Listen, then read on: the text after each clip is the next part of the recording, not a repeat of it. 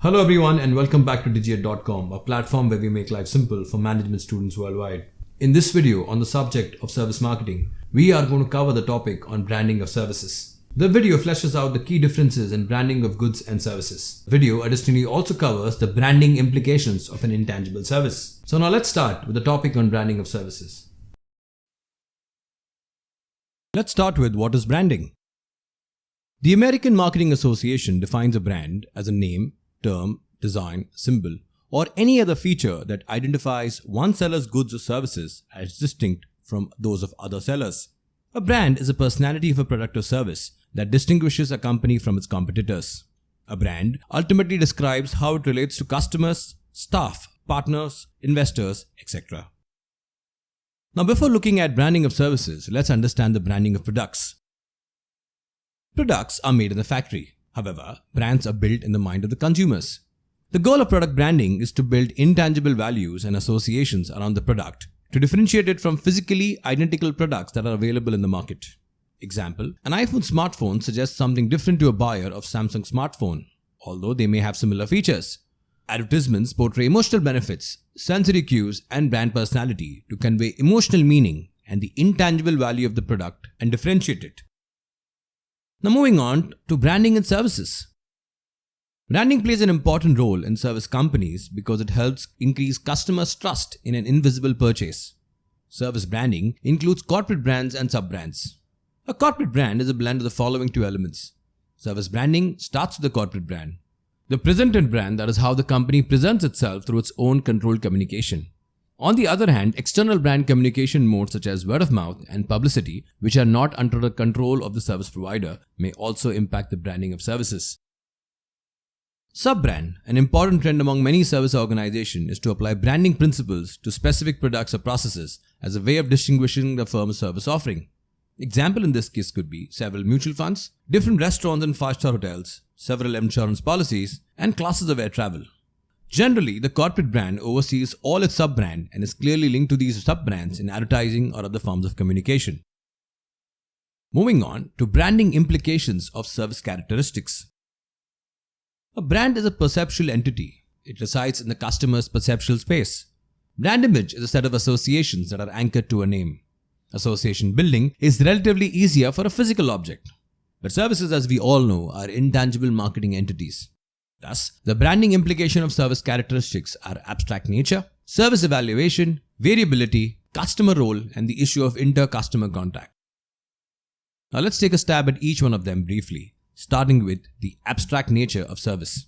Goods tend to be tangible and therefore can be touched, smelled, and seen before. Services do not permit the same for reasons of intangibility. Services usually involve an amalgam of disparate elements to create a service experience. In order to make up for abstraction and intangibility, tangible clues can be used. Such clues can provide assurance and signal an image. Moving on, the issue of service evaluation. Services with high credence and experience qualities are difficult to evaluate. In a situation of pre-purchase quality, the customer is forced to rely on other available clues and evidences. Service branders need to discover these clues and evidence and employ them creatively while communicating with the prospect. Next, the aspect of variability. Heterogeneity of a service can kill a brand. Service heterogeneity must be checked and controlled by employing various mechanisms. Employee training and controls can standardize employee performance. This is used extensively in the airline and the hospitality segment, where employees wear a similar uniform and go through similar training. Next, customer role. In many services, customers play a significant role in service creation. Service brands suffer when ambiguity surrounds customers' goals and the role a customer expected to perform for an effective service must be communicated. If needed, appropriate motivators must be used to get customer cooperation. In today's era, especially in the fast food world, customers typically place orders on their own mobile phone or at screens at most of these fast food joints. So that increases the role of customers in service creation. And finally, inter-customer contact. Quality of service brand does not solely depend upon actions of the service provider.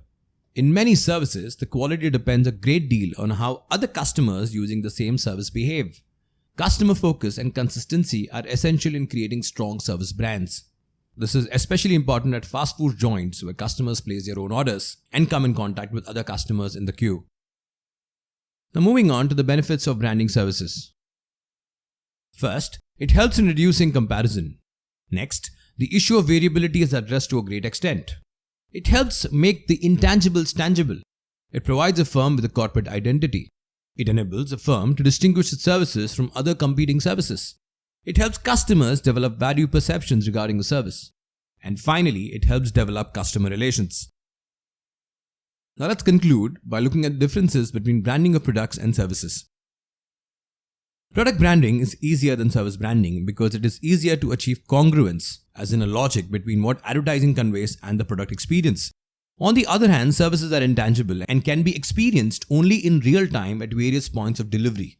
There is also significant variability in service delivery, even from the same service provider at various points in a time. As in, if you fly to New York on the same airline, but you will encounter different kind of employees every time, and the service might differ on the different occasions.